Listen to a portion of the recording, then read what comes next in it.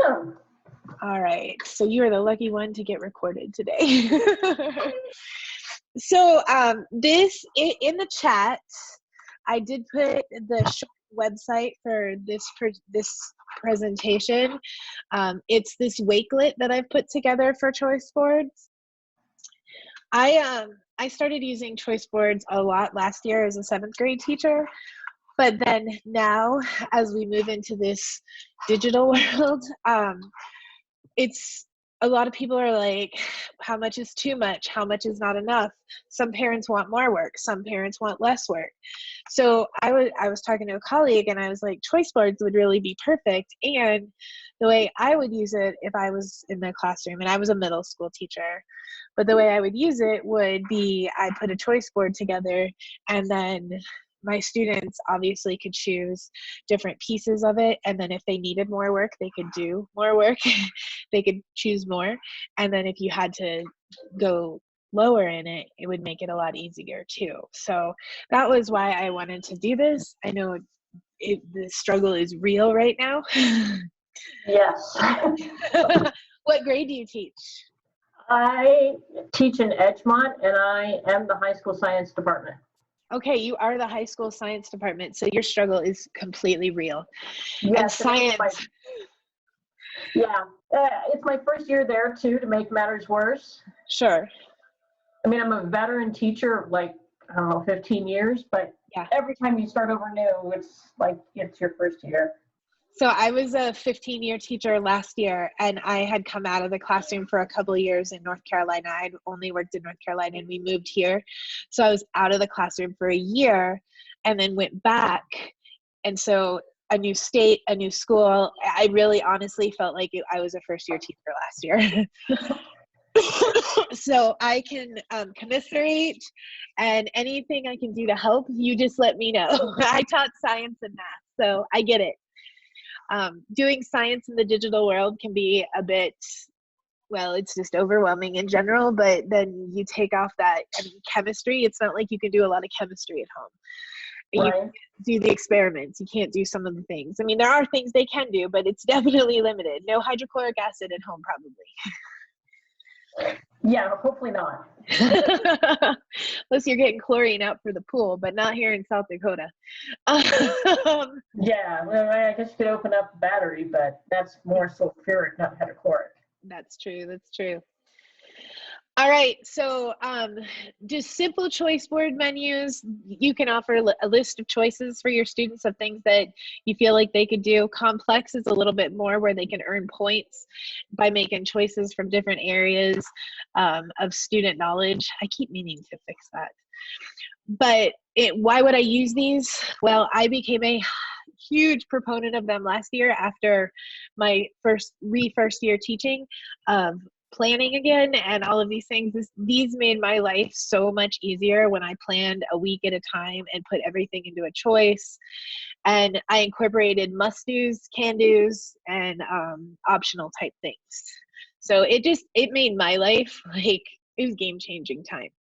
So what I've done on here is I've put a ton of different types of free templates that you can access depending on what you want to do. So under the menu, and I'm only going to go over a few of them, but there are websites that I've linked that have free templates, because at this point, none of us need to be recreating any kind of wheels. And so what I was like, how many, I've got to be able to access pre-made ones so that you can put in things that you need quickly and easily. I also struggle on that. You know, you go to like Teachers Pay Teachers and you go to some of these websites and everything is just beautiful. Like, people must have taken hours and hours on the graphics. I don't have time for that. But I will use somebody else's for sure. So if I scroll down, these just have some different menus and tic-tac-toe ones, which are pretty easy to use. When I scroll down this some more, obviously this is not high school based, but you could incorporate it into a high school base. These are just choice board examples. This happens to be science, where this is a tic-tac-toe, and the teacher tells them, you choose 3, And then I don't care how you do it. You can do a row, a column, or a diagonal. Just make sure you do your best work, and then they would obviously turn the work in to you with their choice board. I like that because, okay, so I have three different, well, probably more than three, but I have my really high, my medium, and then my low level kids. So I could be my higher level kids, I can tell them to do more than three. My regular ed kids, I could probably get them to do about three. And then some of my lower level kids, I could probably pick certain ones that they could do and assign it that way so that there's that balance of work for kids to do, especially when you're trying to meet the needs when you're not even there.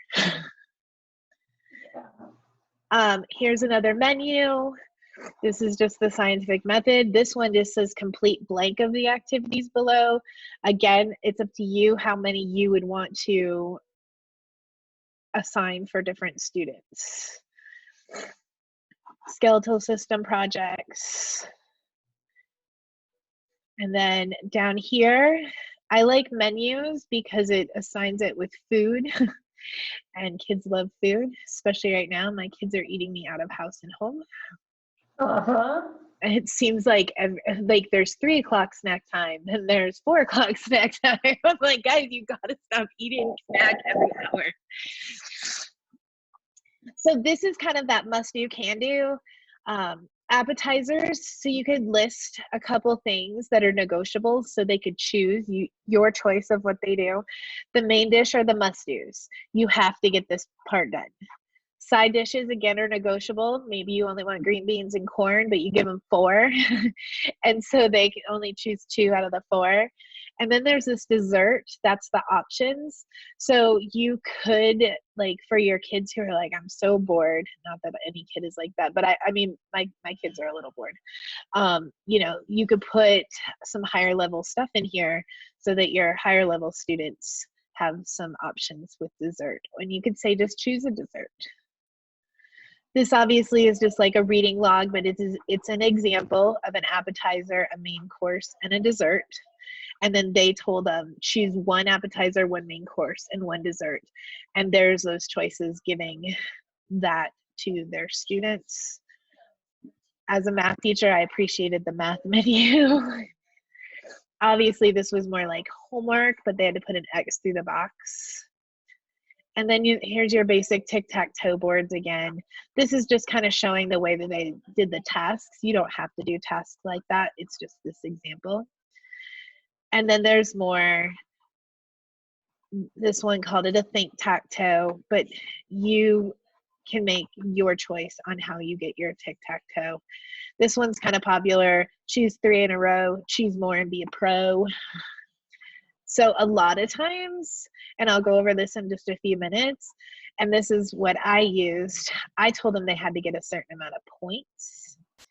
So I kind of could maneuver that a little bit instead of just using those 1 and 2 point ones or the easy ones. They had to get a certain amount of points so I could push them to do a little bit more. So those are examples. Some of these links don't work in this SMORE, and I didn't make this, please don't think that, but if they do work, that's good, but not all of them do. This is what I use as examples.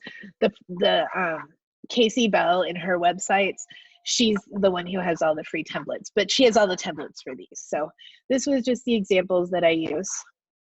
So then I go to my friend Casey Bell, who does Shake Up Learning, and she's amazing. Oh man, she said her website was up.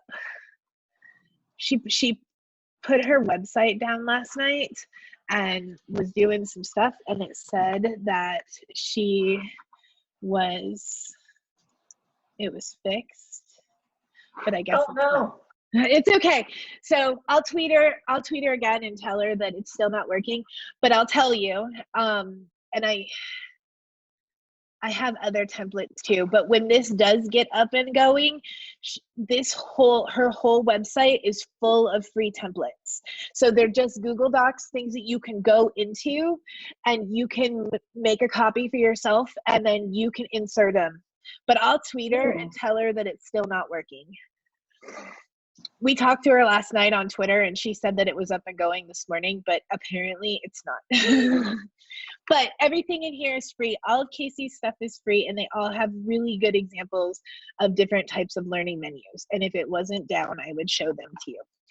But I can't go to the Fluffy Sense Flywheels site. It won't let me. That's okay. It happens, right? But I promise, once she figures out her website, they're there. Googleopoly, which is fun to say. I just found this the other night. So there's some really cool things on differentiation in here, but then there's also choice board templates. So there's this read, write, math, which you could totally make into a science one. And these are elementary based. You can do it however you need to for your content. But I know a lot of people are struggling with the whole, okay, so we have time on the computer and time at home and time for reading and time for this and time for that. She incorporated things, and obviously this is reading, but I liked how she did this. Things that are with technology and things that were not with technology. Oh, that's cool. Yeah, so this is obviously view only in Google, but if you wanted to make a copy of it and then be able to go in yourself and just edit it and make your own, especially because there's ones about writing, there's math ones, just no science, but that's okay, you can make it. You would just go into file and then, are you guys a Google school? Yes. Okay, so then you just go into file and make a copy. And then once you make that copy, it's yours to edit. So you can totally use her pretty little choice board and not have to worry about creating beautiful things. They also have some other types of choice board. I haven't gone really far into it, but there is some tic-tac-toes. But like I said, once Casey's website is up and running, man, they're all great. I feel really bad that they're not on there. I know that's the way it goes. So I split my year in half last year. I started my year one way, and then as I progressed, I decided I wanted to do it differently. I worked at East Middle School, and so the math department was becoming a more blended type situation. And the first half of my year, I had 47 kids in class for 90 minutes at a time. And then they finally understood that that's too many kids to have in a math class. So they split our amount of time. And so we had 45-minute classes, but then they split our kids. And so I went down to like 24 kids in a class, which was much more manageable. Wow. Yeah. The 47 kids in a class almost drove me to not ever want to teach again. I don't know how you did that, especially at East. Yeah, I wanted to cry daily and did a lot. But but they wanted to try something. We tried it. It didn't work. They switched it mid-year when all 6 math teachers said, if you don't change this, we're going to quit. That would do it. Yeah, because it was like that in all of our classes. We all had classes of 40 plus. And that's not a good situation for kids or teachers. The kids didn't like it either. And so when parents would complain, I'm like, let me give you my administrator's phone number. Here you go. But he was really receptive to that, and he did, after we gave it a chance, he let us change. So the way I organized my classroom the first part of the year is I would take half the students and teach them, and I did this the second part too. I took half my students and taught them in a small group, and then I pushed them to the back of the room and took the second class and taught them, so it was a little bit more manageable. And while I was teaching, my students had to work on what I call the power station. So, and this was for the whole week. So I did my whole lesson plans for the whole week, and this is what they got. So when I wasn't with them, when I wasn't doing the teaching, they had to work on these things. So this was my power triangle. And then I would tell them, you need 9 points, or you need 6 points, or you need 7 points. So my 9 point for this particular week that was more my advanced class. My 6 points were my sped class, because in my class I think my sped class was 42 and 26 had IEPs. So, oh my God. So 6 points was good. And then 7 points were for my last class. And then they had to choose the different activities that met their needs. And this was just 1 week. And then the next week they would get something else. So like here, these were very basic, and I did it like a triangle because I tried to organize it a little bit like blooms for my sake, so I knew what I was putting on here. But these are like basic worksheets, practice. This brings it up just a little bit. This is even a little bit more. And then here is basically with Flipgrid, they're trying to actually show me that they know something. And then had I done this year, I would have everything linked and they would just have to click on it. But so then they had this, and this told them exactly where to go, what everything meant. And then obviously within my classroom, they had the papers that correspond with it. This worked out really, really well for me because most of the stuff they didn't need me on. And like I said, I was splitting myself. So I would teach half and half. If I were teaching digitally right now, I would assign a choice board for the week. And then, and I know some districts in South Dakota, you have to like teach during the day. And then Right. some districts are like just have office hours. What is Edgemont doing?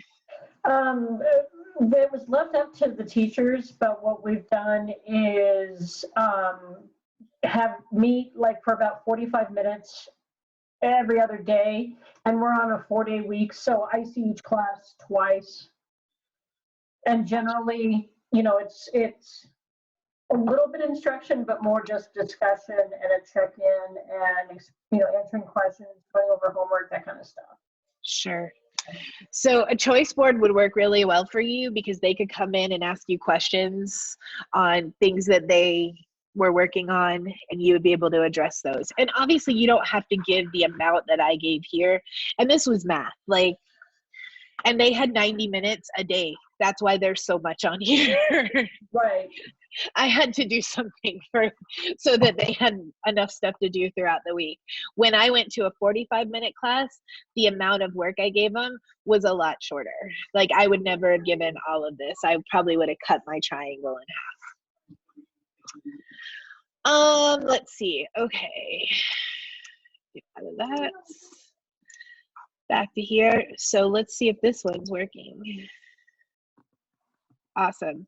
So this is the book units teacher. She also has great free choice board templates.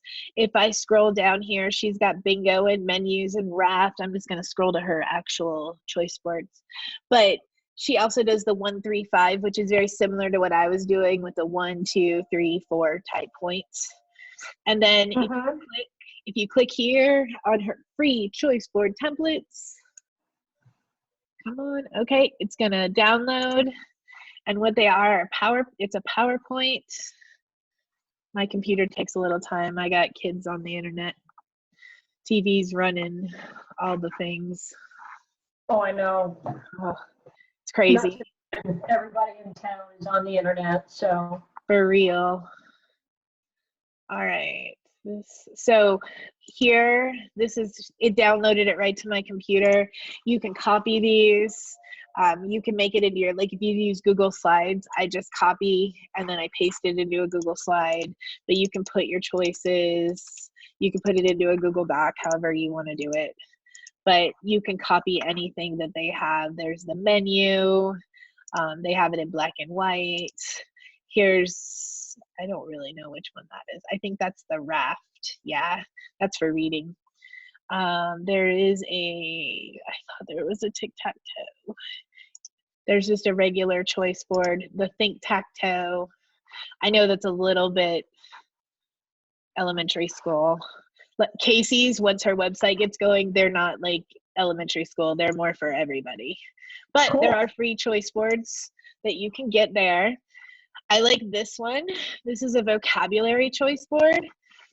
And you could honestly take this. It doesn't have to be vocabulary. It's just a Google slide. And they put the choices that they want in here.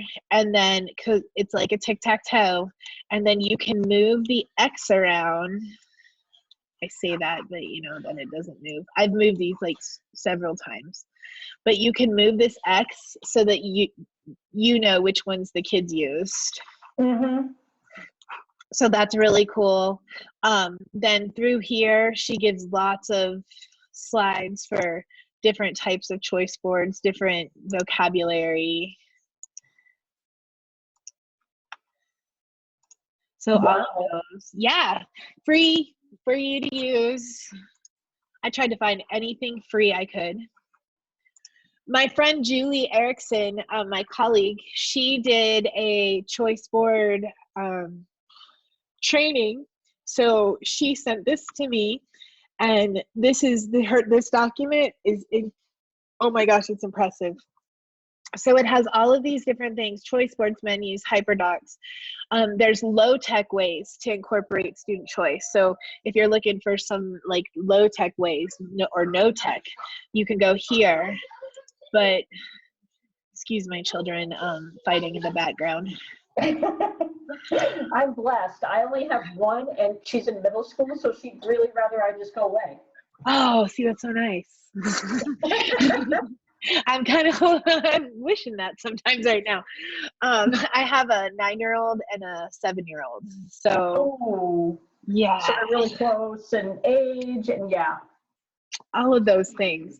So I clicked on choice board, and then she has more choice boards, examples, samples, things you can get as a Google Doc, editable choice boards.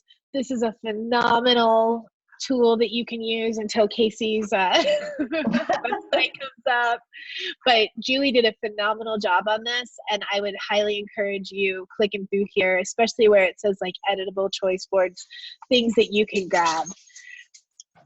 Most everything is free. And then there's more over here with the menus.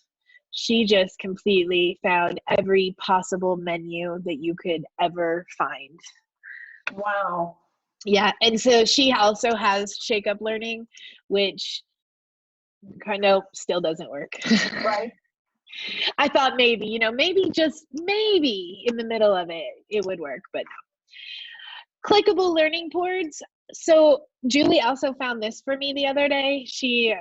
Her and I are the ones doing all the webinars for Tie right now, and we are constantly like, hey, I found this, hey, I found this, hey, I found this. She found this Padlet, and teachers are just putting things within this Padlet as they find choice boards. So there's nothing here for high school yet, but that doesn't mean you can't find one and then make it your own into a high school type situation. So these are all different types of choice boards that are online and probably free. So I was like, yeah, I'll add that, no problem. I already showed you this one. That was from a different one. And then this is, and I hate this because this is really good.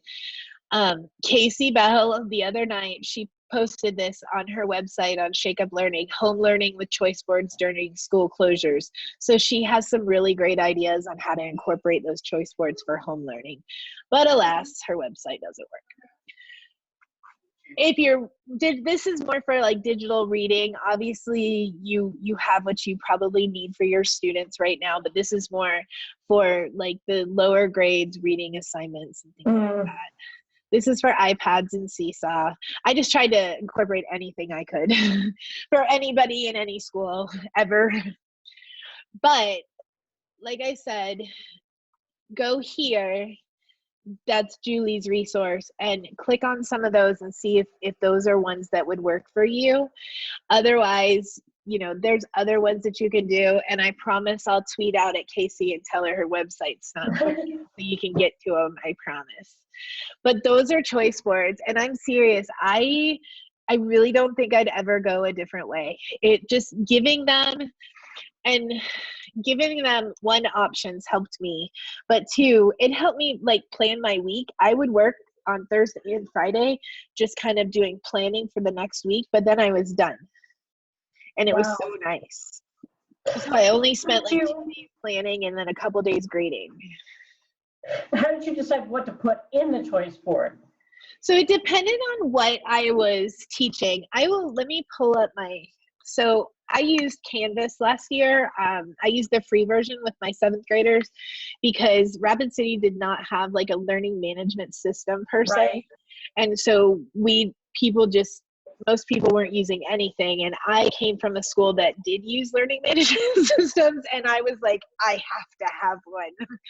And I had used Google Classroom, Right. but Rapid City didn't have Google open. So I had to figure out something else. So the way I kind of planned my week and the way I looked at what I was planning, this was the first part of my year. Obviously, it was kind of in October by the time September. Yeah, that's good. September was when I finally got my bearings and the fact that I had 40 kids in a class. So the way I would look at it is I'd look at what I was teaching and kind of plan my week out. And then I would give the kids an assignment every day. So I wanted them to get into Canvas every day, and I wanted them to say, okay, on Monday, and we had these stations, and they had 90 minutes. So this was like that station that I was at. And then they had a study lounge and a coast and a power station. This is where that power station came in, the triangle. I literally would just look at, okay, what am I teaching and what tools do I know that I have? And that's how I planned my week out. But this still was not as effective as how I did it second semester. Second semester, I combined everything into one class, and I did it by week. And this became super effective for me. I said, okay, I'm teaching these 3 topics during the week. What can I use to, 1, get them to practice something, 2, get them to apply something, and then 3, be able to really tell me that they know it. I looked at those 3 parts, and that's how I would plan my week out. And so when they logged into Canvas, they would see on Mondays, I would have this in there for them. They'd open it up, and we, again, still had these, like, we had to keep these stations. But instead of that power triangle, I started making choices. Like, this is what I would call a list menu. Mm-hmm. And I would go over it for the week, and I'd say, okay, this is what I'm talking about this week. And that's all that they knew, because that was where my teaching came in. If you're on a computer, when you go to the computer station, this is what you're working on. And like I use Quizlet and things like that. Mm-hmm. Came out of their book. So this was that apply, like you got to do that. This became more practice. This was the apply. And then this was that innovate, like show me what you know type situation. And I would give them the choice here. Choose one. Here is your, this was like a paper pencil, and then this was like a technology. Because I know not every kid wants to do a Flipgrid. Mm-hmm. Now, I love Flipgrid. Not every kid wants to do a Flipgrid. So I really tried to make sure that there was a balance of tech and non-tech. And I really just tried to pool my resources. Do I have worksheets that I need them to do? Is it a lot of practice? What's my standard? That's how I planned my week. Okay. But then this is it. This was my lesson plan for the week. And the kids saw it on Monday. They had it all week, but Monday I went over it at the beginning of class. I said, okay, this is what we're doing. And as soon as it came up, they were very clear. And if they didn't know what to do, they just got on Canvas. And then they would hand things into me. Usually it was paper, but if it was a Flipgrid, I'd go check it off. Mm-hmm. In this type of situation, obviously, what I would do if I was teaching, I would probably make little small 5-minute videos Mm-hmm. and do this part, and then give them either a list choice board or put it into a chart and just say, you've got to pick here. This was a must do. So you could make this a menu and make this a not an appetizer. And Mm-hmm. these were must do's. So all these would be in my must do. But then here, this would have been my dessert.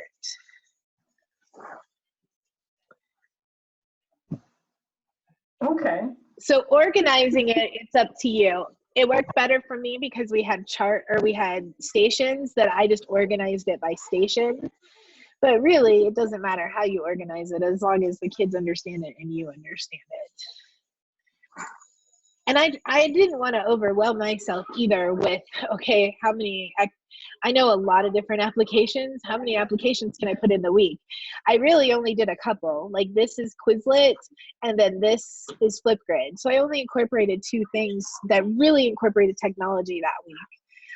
Sometimes there was a little more technology than others, and that's okay. Oh, it's the same week. Let's see, go back. I used GoFormative a lot. It's one of my favorite applications. I did. Yeah, I just read about it somewhere in the last 24 hours. Yeah, I love GoFormative. I did a webinar on it last week, and I think it's up on the tie site. So if you have questions, you can watch it, or you can always email me and I can help you. I love GoFormative. But here I did a little bit more technology heavy than other times. This happened to be paper pencil. This happened to be technology. It really was a balance. Okay. And I just tried to figure, and I always added choice on some, but you know as well as I do, there are some things that they can't choose to do. You have to do this part or else you're not going to be able to do some of the choice stuff. Mm-hmm. But like I said, if I were doing this, I would definitely do some instructional videos. Do you use Google Classroom? No, we actually have Canvas as well. Okay, so you can embed Canvas video, you can embed videos in Canvas and all that kind of stuff, right? Okay.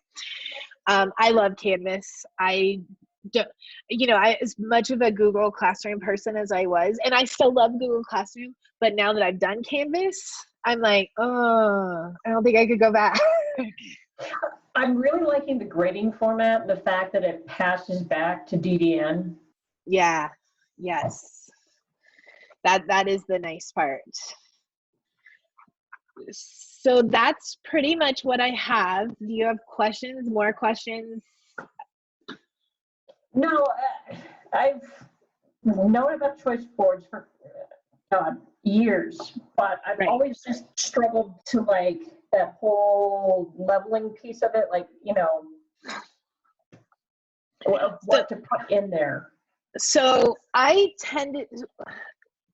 had, and I'm going to go back to this. You'll notice these 3 right here, these were my math classes from last year. These were first semester. And then when I decided to change, when we went over to the new 45-minute classes, and instead of 3 classes, I had 6 classes, I decided just to put all of them in there. And so all my kids saw this, but then of course I had sped kids too, right? And in sped kids, that first one I showed you, that's a lot of work for some of my sped kids, like a lot of work. And they would look at that and be like, nope. So what I would do is I had a sped teacher in there, but then I also was in there. And a lot of times we'd co-plan and be like, okay, we're going to take this out for them. And then we'll just tell them personally, hey, you don't have to do this part. If they can get this part done, that's like a yes bonus. Mm-hmm. So that's kind of how I handled the whole differentiation part is we would take pieces out, or, and I probably am not going to be able to find one on just knowing where they're at, but there were times where I wanted my advanced class to do an additional activity or something maybe a little different, higher level. I would just put in my menu, like I'd highlight it and say first period only, because they were my advanced kids and I didn't want to. And then honestly, if I had kids in other classes who I knew could do it, I could tell them, hey, why don't you work on that? And they're like, ooh. But for the most part, I would just write it in there and say, oh, I only want second period to work on this piece. And that might be my sped kids. And I had just put in a very like targeted piece of instruction for them that maybe wasn't as long or had some different accommodations put in it. And I would just put that in there for them and say second period only. Nobody knew if it was good, bad, different. Right. Just like, okay, second period has more work than I do. Woohoo! And really, it had nothing to do with that. You can see right here, like from my create kinesthetic, I put first period, I want you to choose 3 other people. I want you to choose 2. And part of that is because one of these was way higher level than a couple. Now, if in my sped class, we told my certain kids, do not choose this one. So that's kind of how I got through differentiation with that. And normally it worked out pretty well. Sometimes I had to be like, remember I told you not to choose that? And they're like, oh yeah. I'm like, that's why, stop. So I would just write it in my Canvas. Okay. But I just chose to do one class, but obviously other classes, I think if you're using the paid for version of Canvas, every class is different, right? Right, yeah. So you could differentiate within your choice board. And what I did at the beginning is I would just copy and paste and copy and paste. And then I'd take certain things out or add certain things. And it worked fine. I just got tired of copying and pasting. So that's when I put them all into one class. Now, I didn't grade through Canvas. So I totally understand that if you're grading through Canvas, putting 120 kids in is not ideal by any means. No, but I don't ever see that many. We've only got like 45 kids, so. Oh, well, there you go. So, but that's how I did it, and I loved it. I really wouldn't do it a different way. I loved being able to give them the work a week, the whole week ahead of time. Usually, there was no like, well, I don't know what we did yesterday because I wasn't here. Well, it's in Canvas, and you're working on it all week, so it doesn't change. The only thing that you need to know is you need to watch this video, or you need to come see me so that I can get you caught up on what we taught. But that's it. That's nice, though. Yeah. And like I said, I'll tweet out Casey so we can get some of these Google Docs going for you. These are, I want to show you them so bad. So good. Like, hold on. Maybe I have some of them in my Google Drive because I've opened them before. Let me look. They're so good. Like, they're so good. And they're not like little kid ones. Share. Oh, that's awesome. Come on, computer.